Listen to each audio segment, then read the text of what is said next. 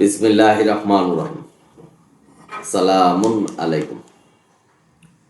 প্রিয় দর্শক শ্রোতা ভাই বোনেরা, আপনারা ভালো আছেন আশা করছি। আজকে খুব গুরুত্বপূর্ণ একটা বিষয় নিয়ে আলোচনা করছি আপনাদের সামনে। আশা করি ভিডিওটা না টেনে দেখবেন, উপকৃত হবেন। আজকের প্রসঙ্গ হলো বিচার দিনে। আল্লাহ যেদিন বিচার করবেন সেদিন আপনার পরিচয় কি হবে, কি হওয়া উচিত, তারই কোরআন ভিত্তিক আলোচনা করছি। কোনো ব্যক্তি সমাজ গোষ্ঠী কেহা প্রতিপন্ন করার জন্য নয়, কোরআনের সত্য কথা মানুষকে প্রচার করার জন্যই কিয়ম Quranic message YouTube channel video দিচ্ছে। আপনারা জানেন ইউটিউব চ্যানেল তুলনামূলক আলোচনা করছে যে সমাজে কি চলছে এবং কোরআন কি বলছে। আসুন আমি 4টা বিষয় নিয়ে আলোচনা করব, যে বিষয়গুলি আপনার পরিচয় হবে বিচার দিনে। এর 1 নম্বর হলো সুন্দর নাম। আপনি কোরআন ভিত্তিক ইসলামিক সুন্দর নাম হতে হবে আপনার। এখানে আপনার পরিচয় নামের উপর অনেকটা নির্ভরশীল। সুতরাং ইসলামিক সুন্দর নাম আপনার থাকতে হবে। প্রশ্ন থাকতে পারে যে যারা বিধর্মী থেকে মুসলমান হয়েছেন তাদের নাম যদি ওইটাই থাকে কোনো কারণবশত, তাহলে কি মুসলমান হওয়া যাবে না? হওয়া যাবে। তবে মুসলমান হওয়ার পরে আপনার কতগুলি বেসিক চেঞ্জ আসতে হবে, যেটা নাম, আপনার ইসলামিক নাম থাকতে হবে। এবং কাফের থেকে যারা মুসলমান হবেন তাদের সার্টিফিকেট বা এই পার্থিব জীবনের প্রয়োজনের জন্য যে নাম ছিলেন সেটাও রাখা যাবে বা থাকতে পারবে, কিন্তু আপনাকে মুসলমান হওয়ার পর মুসলমান নামে ডাকতে হবে। আশা করি বুঝতে পেরেছেন। 2 নম্বর হলো কি বিশ্বাস করেছিলেন আপনি, এটা হবে আপনার পরিচয়। সূরা বাকারার 285 নম্বর আয়াতে আল্লাহ বলছেন কাকে বিশ্বাস করতে হবে, কিভাবে বিশ্বাস করতে হবে, সমস্ত কিছু। নবী রাসূলদেরকে বিশ্বাস করতে হবে। নবী রাসূলদের পার্থক্য করা যাবে না। তাদের উপরে যে কিতাব এসেছে সেই কিতাবকে বিশ্বাস করতে হবে। অনেকে আছেন যে কোরআনের আগে নাকি কোনো কিতাব ছিলেন না, এইভাবে বিভ্রান্তি করছেন ইসলামকে। সুতরাং কিতাবগুলির কথা বলা হয়েছে, অর্থাৎ 4টা কিতাব ঐশী গ্রন্থ আল্লাহর কাছ থেকে এসেছে, সেটা বিশ্বাস করতে হবে। নবী রাসূলদেরকে বিশ্বাস করতে হবে এবং কোন নবী রাসূলকে পার্থক্য করা যাবে না, এটাও বিশ্বাস করতে হবে। পরকালকে বিশ্বাস করতে হবে। এই বিশ্বাস আপনার ভিতরে ছিল কিনা, এটাই হবে আপনার পরিচয়।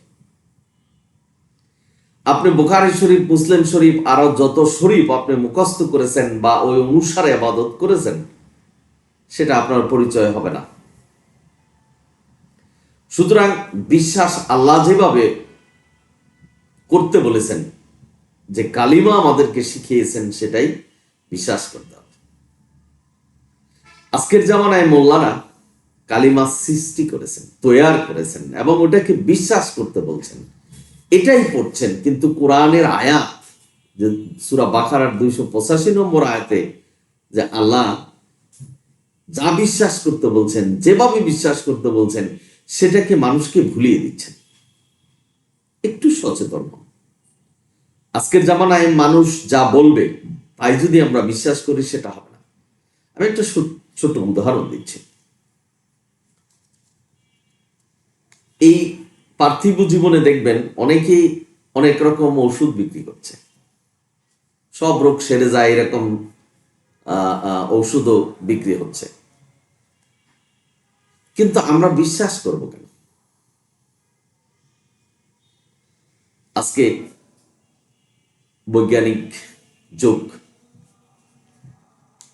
এবং জ্ঞান বুদ্ধি আমাদের আছে, কোন ওষুধে কি কাজ করবে, কিভাবে কাজ করবে, কোন পরিবেশ ওষুধটা তৈরি হয়েছে বা কিভাবে এটা আমাদের কাছে এসেছে, এগুলি চিন্তা করতে হবে। ঠিক তদ্রুপ কে কি বলল, কেউ যদি বলে যে এই কালিমা পাঠ করতে হবে, না হলে জান্নাতে যাওয়া যাবে না, সেটা আপনি বিশ্বাস করবেন কেন? কারণ কোরআন পূর্ণাঙ্গ কিতাব, সেই কিতাব অনুসারে আমাদের এগুতে হবে। কোরআন অনুসারে আমাদের অনুসরণ করতে হবে সৃষ্টিকর্তার নির্দেশনা। এটাই হলো বুদ্ধিমানের কাজ। সুতরাং আল্লাহ যেভাবে কালিমা শিখাচ্ছেন সেটাই আমাদের শিখতে হবে। আল্লাহর কালিমার মধ্যে লানুফাররিকু বাইনা আহাদিম মির রাসূল, এটা আপনার ভিতরে থাকতে হবে, এটাই হবে আপনার পরিচয়। আমি সালামুন আলা মুহাম্মদকে আমার নবী হিসাবে তাকে বড় করলাম, মর্যাদা দিলাম, অন্যান্য নবীদের সর্দার করলাম, নবীদের নবী বানালাম, এই নবী শুধু সাফায়াত করতে পারবে, অন্য নবী পারবে না, এই ধরনের নির্দেশনা কোরআন দেয় নেই। সুতরাং আমরা এটাকে ভাবতে পারবো না। যদি ভাবি তাহলে কোরআনের আয়াত সূরা বাকারার 285 নম্বর আয়াতের অস্বীকারী। সুতরাং বিশ্বাসটা হতে হবে বা আপনার পরিচয় হতে হবে যে কোরআন ভিত্তিক আপনার বিশ্বাস ছিল। আশা করে বুঝতে পেরেছেন। 3 নম্বর হলো কিভাবে আপনি ইবাদত করেছিলেন, খুব মোস্ট ইম্পর্টেন্ট। ওয়াজ নসিহত জীবনে অনেক কিছু শুনছেন, অনেক ঘটনা জানেন, লম্বা লম্বা ওয়াজ শুনছেন, কিন্তু এই সামান্য বিষয় নিয়ে যে আপনি পিছিয়ে আছেন বা আপনার পরীক্ষায় খাতায় যা লিখছেন সেটা প্রশ্ন অনুসারে হচ্ছে না, সেই বিষয়টা কল্পনা করছেন। আল্লাহ অনেক আয়াতে সুস্পষ্টভাবে বর্ণনা করেছেন যে কোরআন ভিত্তিক সবকিছু হতে হবে। জান্নাতে যেতে হলে কোরআনের মানদণ্ডে জয়ী হতে হবে। সুতরাং ভাই বোনেরা, ইবাদত হতে হবে কোরআন ভিত্তিক। আজকের সমাজের মোল্লারা বলছেন যে কোরআনে নামাজের কথা বর্ণনা করেনি, এটা হাদিসে যেতে হবে। সম্পূর্ণটাই শরিয়া বাইরের কথা, অর্থাৎ কোরআনের বাইরের কথা। কোরআন যেহেতু পূর্ণাঙ্গ কিতাব, আল্লাহ যেহেতু বলছেন যে কোরআনই মানতে হবে, আল্লাহ যেহেতু বলছেন যে এই কোরআনই নির্দেশনা, জালিকাল কিতাবু লা রাইবা ফিহি হুদাল লিল মুত্তাকিন, তাহলে কোরআনকেই মানতে হবে, অন্য কোনো কিতাব নয়। যদি অন্য কোনো কিতাব অনুসারে আপনি ইবাদত করে থাকেন, সেটা হজ, যাকাত, নামাজ, রোজা, যে কোনো কিছুই হোক, কোরআন ভিত্তিক যদি না হয় গ্রহণযোগ্য নয়। অর্থাৎ আপনার সীমানার বাইরে চলে গেলেন, কোরআনের সীমানার বাইরে গেলেন, আপনার চেষ্টা, আপনি যে কষ্ট করলেন, সমস্ত কিছুই বিফলে যাবে। এটাই সত্য। আছেন কি কেউ এই কথার ইনকাউন্টার দিতে যে কোরআন ভিত্তিক যদি ইবাদত না হয় সেটা আল্লাহর কাছে গ্রহণযোগ্য হবে না? কেউ যদি থাকেন যে এটা আপনি ইনকাউন্টার দিবেন যে না, কোরআনের বাইরে গিয়ে ইবাদত করলে সেটা আল্লাহর কাছে গ্রহণযোগ্য হবে, কেউ আসবেন কি? কোন মাওলানা, শিক্ষিত মানুষ যে কোরআনের বাইরে গিয়ে ইবাদত করতে হবে, কোরআন যা বলেনি সেটাও ইবাদত করতে হবে? যেমন আজকের সমাজে অনেক, আজকের ভিডিওতে আমি বিস্তারিত বলছি। সুতরাং আপনার ইবাদত হতে হবে শুধুমাত্র কোরআন ভিত্তিক। যদি না হয় তাহলে আপনার ইবাদত বাতিল হয়ে যাবে, সম্পূর্ণভাবে বাতিল হয়ে যাবে, এর কোনো বিকল্প নেই। আপনি কষ্ট করলেন, সবকিছু বাতিল হয়ে যাবে কোরআন ভিত্তিক যদি না হয়। সুতরাং নামাজ, রোজা, হজ, যাকাত যা কিছু আছে সকল কিছুই কোরআন ভিত্তিক এবং কোরআনে যা আছে সেই অনুসারে করবেন, না হলে আপনার এই শ্রম ব্যর্থ হয়ে যাবে। হাসরের দিন আপনার পরিচয়ে আপনি ব্যর্থ হবেন। আশা করি বুঝতে পেরেছেন। এবার আসেন, আপনার পরিচয় হবে যে আপনার বিশ্বাসের প্রতি সন্দেহ ছিল।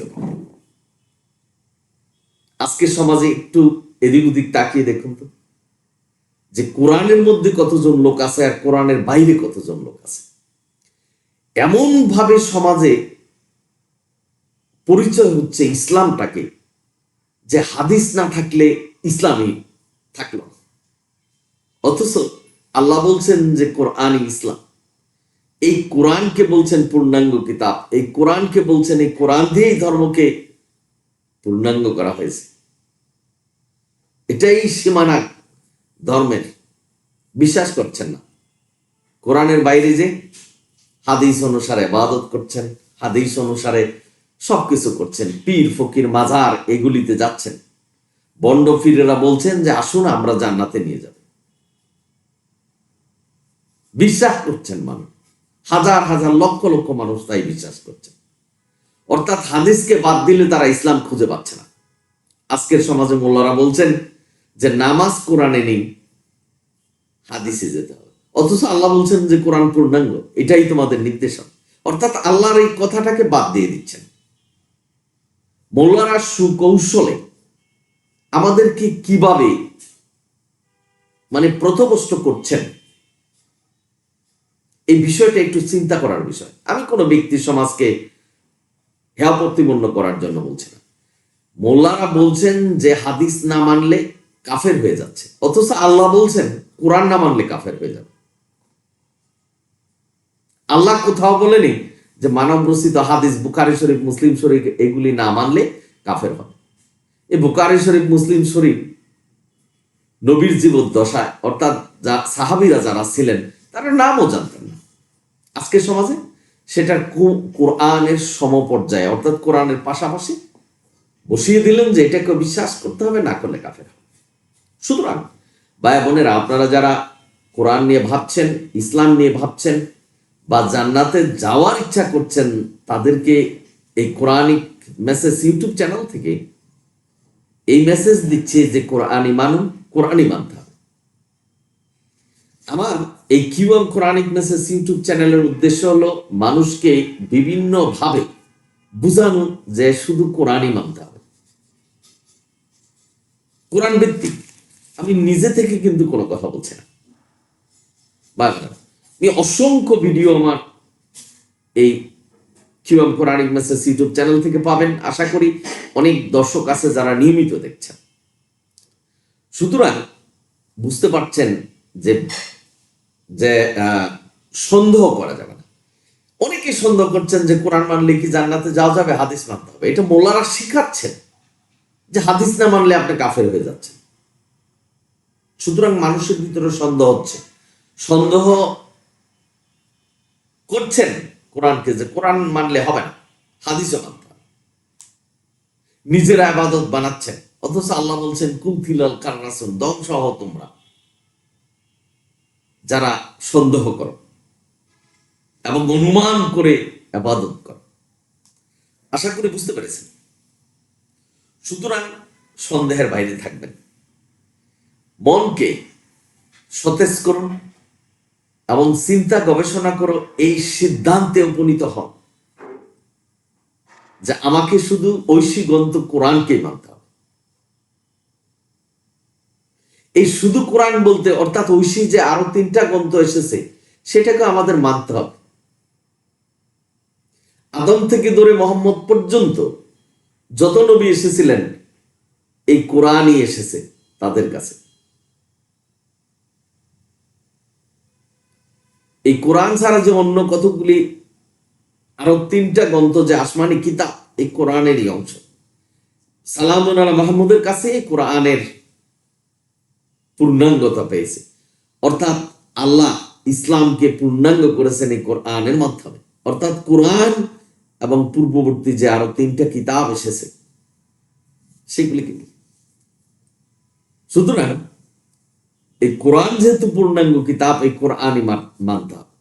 আল্লাহ পূর্ণাঙ্গ বলেছেন, আমাদেরকেও পূর্ণাঙ্গ হিসাবে মানতে হবে।